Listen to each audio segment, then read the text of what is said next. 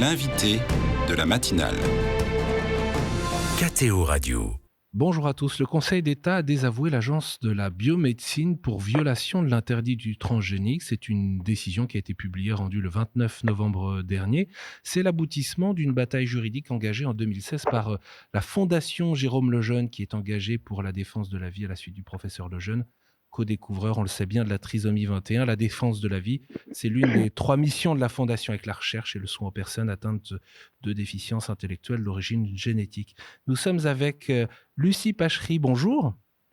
Bonjour. Vous êtes juriste à la Fondation Jérôme Lejeune. On va revenir sur cette décision du Conseil d'État avec vous et comprendre aussi la portée de cette décision. Mais peut-être avant de rentrer dans le détail du dossier, quelle est pour vous l'importance de cette décision ?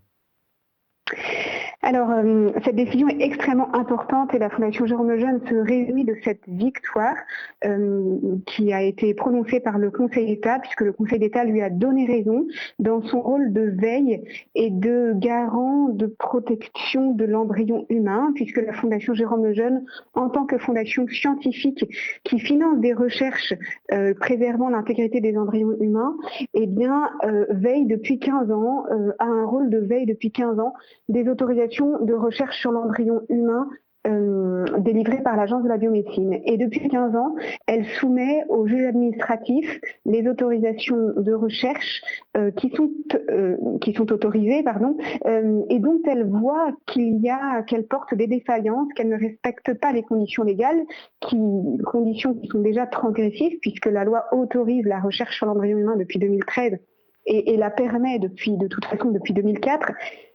Donc cette loi, elle est déjà transgressive et il se trouve que l'Agence de la biomédecine, qui est censée autoriser ces recherches sur l'embryon humain et qui est censée respecter les conditions légales, en fait, outrepasse ces conditions, voire viole la loi.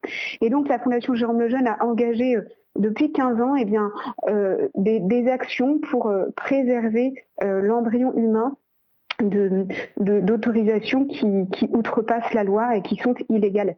C'est une manière de défendre l'embryon humain auprès des juridictions administratives qui, plusieurs fois, ont donné raison à la Fondation Jérôme Lejeune.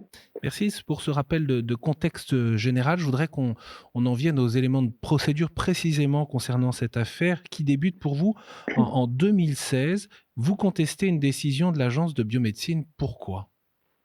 Voilà. En 2016, on a veillé, comme à notre habitude, les autorisations de recherche délivrées par l'Agence de la biomédecine qui étaient publiées au journal officiel et qui nécessitaient, parce qu'elles portaient sur l'embryon humain ou à l'époque aussi sur les cellules souches embryonnaires humaines, elles nécessitaient une autorisation publique délivrée par l'Agence de la biomédecine, une agence d'État, à laquelle l'État a confié de réguler, autoriser ces recherches. Eh bien, la Fondation Jérôme Lejeune a tout de suite vu qu'il y avait un protocole de recherche qui était autorisé et qui visait à investiguer la technique dite de la FIV à 3 parents, c'est-à-dire à investiguer la création, la fabrication d'embryons humains à partir de l'ADN de 3 personnes. L'objectif de l'équipe de recherche, c'était de contourner la maladie mitochondriale d'un embryon humain, maladie qui est transmise par la mère.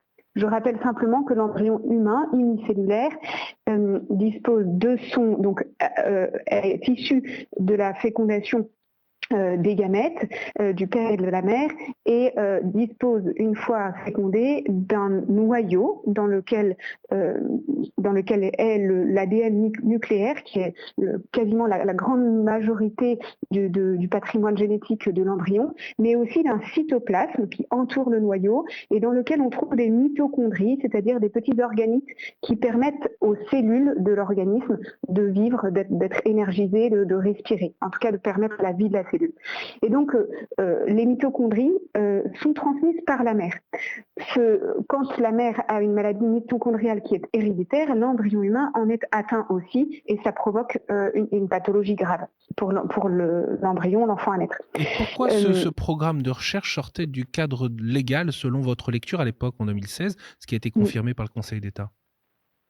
Alors, parce que le protocole de recherche visait à prendre un embryon, l'embryon issu donc du père et de la mère et dont les mitochondries étaient atteintes de la maladie de la mère, de prendre le noyau de cet embryon, de le sortir de cet embryon, entre guillemets, et de le mettre dans un autre embryon issu d'une donneuse qui n'était pas atteinte de la maladie mitochondriale, de prendre donc le noyau de l'embryon A, issu des parents, et de l'intégrer dans un embryon B, issu d'une donneuse, et qui était énucléé, dont on avait retiré en amont le noyau.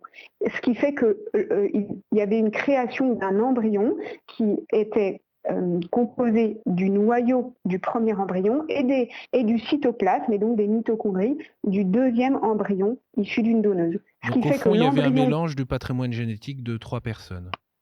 Exactement, parce que du coup, il y avait un embryon avec un noyau, le noyau issu du patrimoine génétique des parents, et les mitochondries, le cytoplasme, avec les mitochondries issues de l'embryon issu d'une donneuse. Donc Alors, il y avait bien un embryon avec un patrimoine génétique issu de 3 personnes.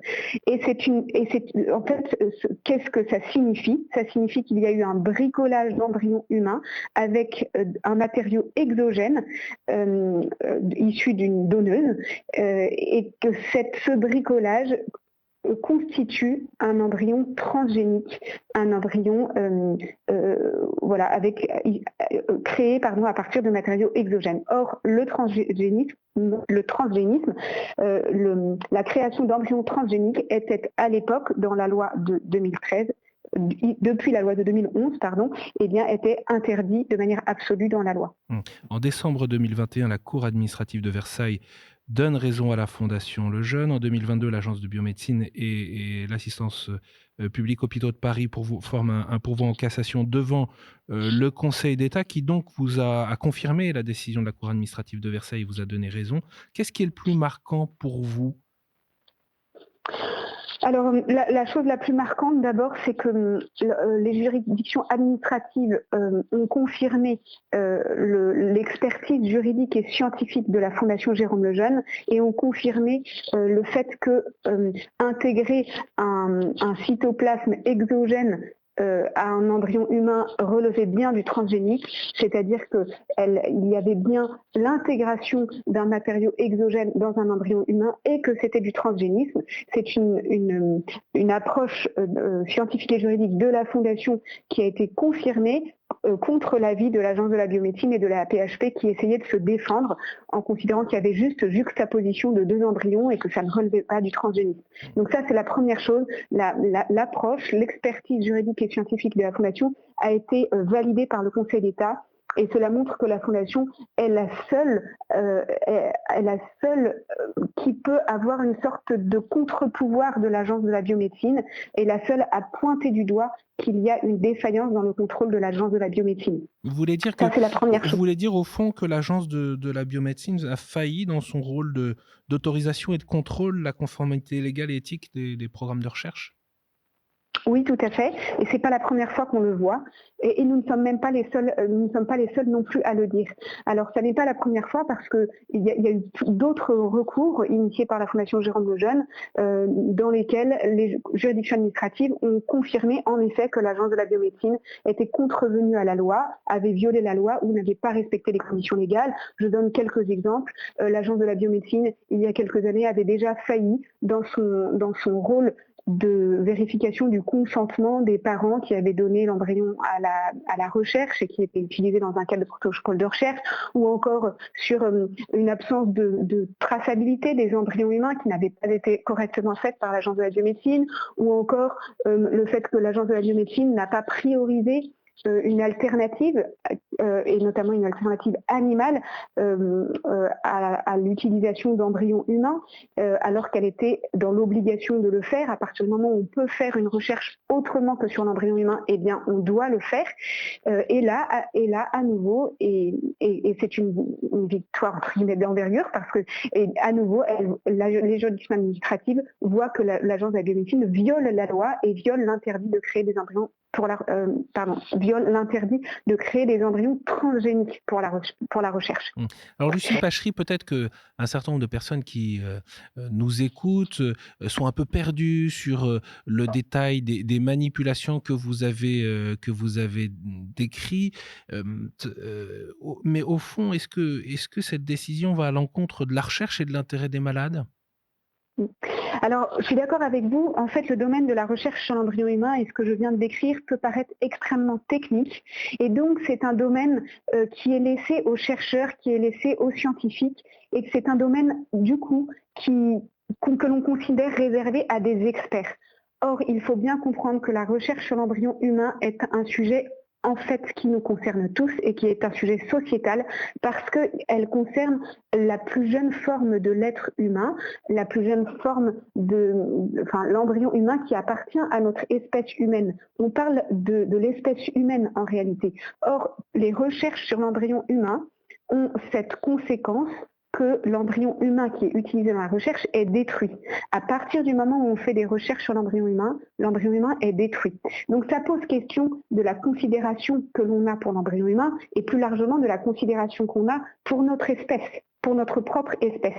Voilà, on est capable aujourd'hui de dire qu'il faut protéger des embryons des ours polaires parce qu'ils sont en voie de disparition et on laisse nos embryons humains à la disposition de certains chercheurs et à la disposition, entre guillemets, de l'Agence de la biomédecine qui plutôt que de régulariser et de freiner les recherches sur l'embryon humain, les encourage. Donc c'est là où il y a une question de société majeure. Il faudrait qu'on soit réinvesti. Comme on est sur KTO Radio, on peut rappeler d'ailleurs que l'Église catholique s'est opposée et s'oppose à toute réification de l'embryon, c'est-à-dire de faire de l'embryon un moyen ou un matériau pour la recherche. Elle refuse également de fixer des stades ou des seuils d'humanité. Je reprends ma question, Lucie Pachery, tout de même, parce que certains peuvent se poser la question. Il y a des personnes qui sont malades. La recherche a pour but de pouvoir guérir, soigner ou mieux accompagner les malades. Est-ce que cette décision du Conseil d'État, si elle vous réjouit, si elle va dans le sens de l'éthique et du respect de la loi, est-ce qu'elle n'est pas à l'encontre de la recherche et de l'intérêt des malades ? Alors, la Fondation Jérôme Lejeune est vraiment, entre guillemets, pro-recherche, puisque elle-même, elle finance partout dans le monde 800 projets de recherche qui visent à amoindrir le retard mental dû aux maladies génétiques de l'intelligence, par exemple. Donc, il faut bien insister sur le fait que la Fondation Jérôme Lejeune encourage la recherche, mais elle encourage une recherche éthique.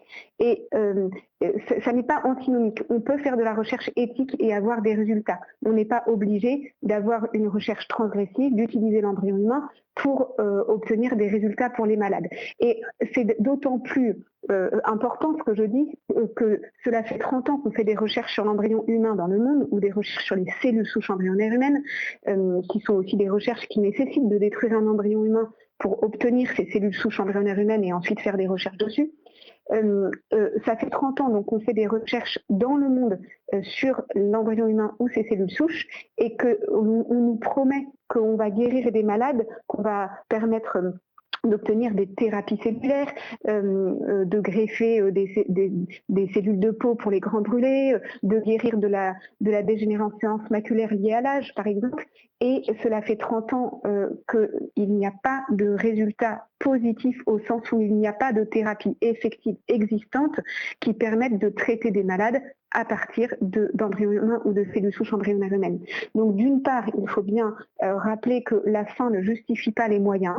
Il n'est pas recevable d'utiliser l'embryon humain, même s'il y a de bonnes intentions derrière,